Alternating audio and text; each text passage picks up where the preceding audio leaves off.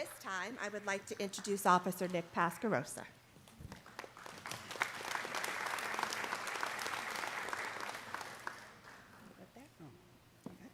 Thank you.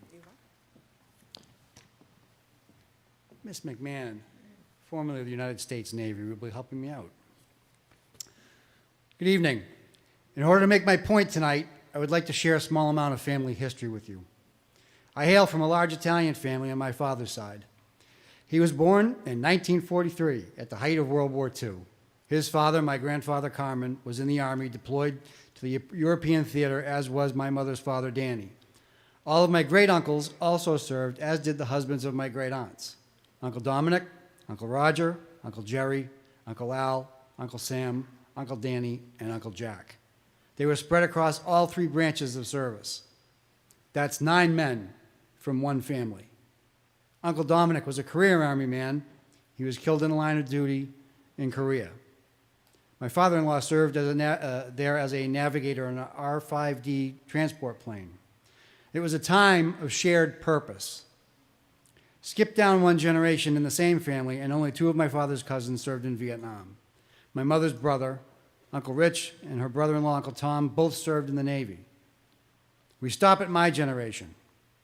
It's me and 1 cousin who both served in the Army.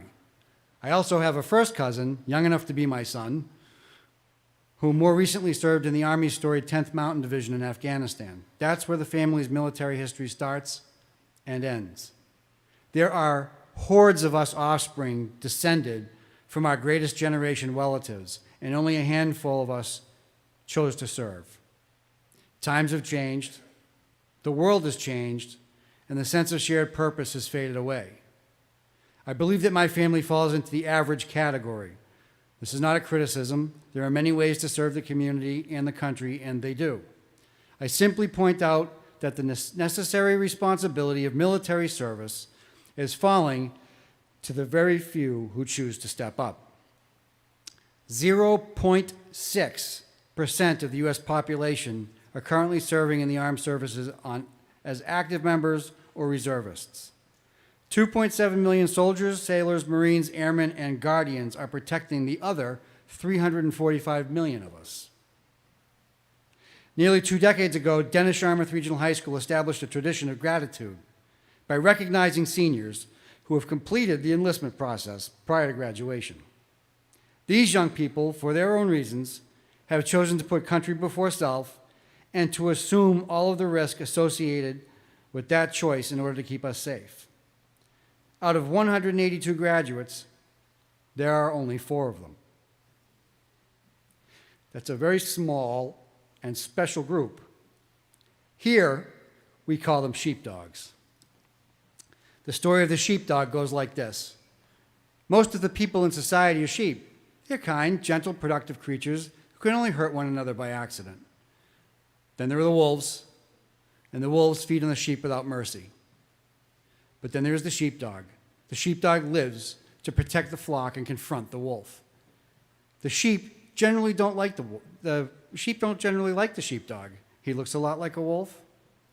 He has fangs and the capacity for violence, just like the wolf.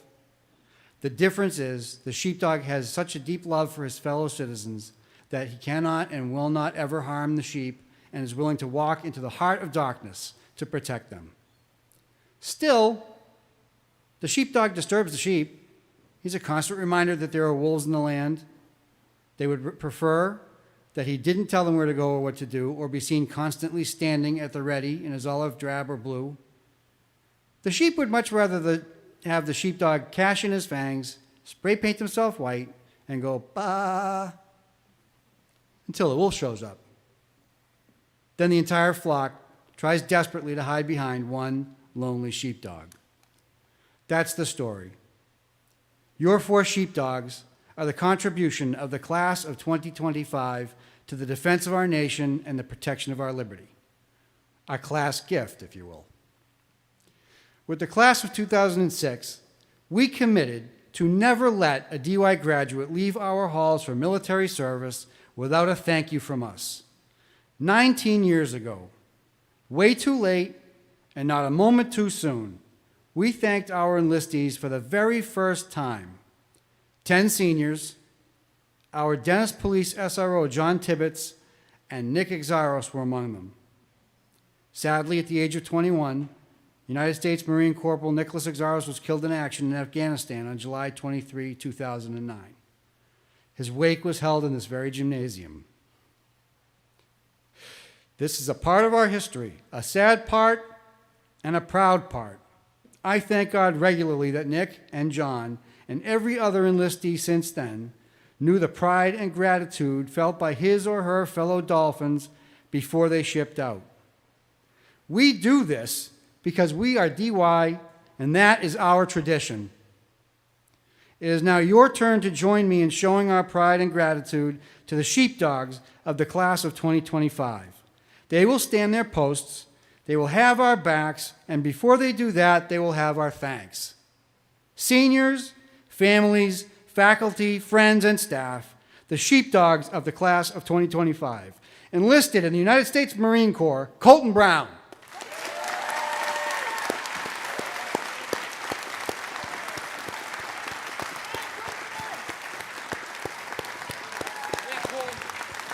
Enlisted in the Massachusetts Army National Guard, Hillary Dos Santos.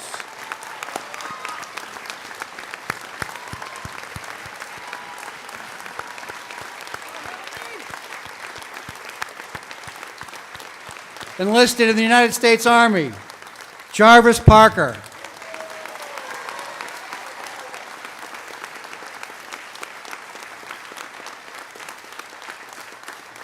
Enlisted in the United States Air Force, Maddie Vlachek.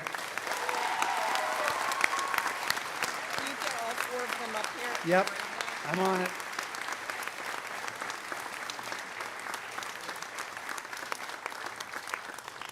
You're not done. All four of you come back up here. Humility sent them back to their seats. The Nicholas G. Exaros Memorial Fund wants them back. On behalf of the Nicholas G. Exaros Foundation, I am happy to present the Warrior Ship, a small amount of money intended to defray the cost of your families coming down to see you graduate basic training, to all four of you.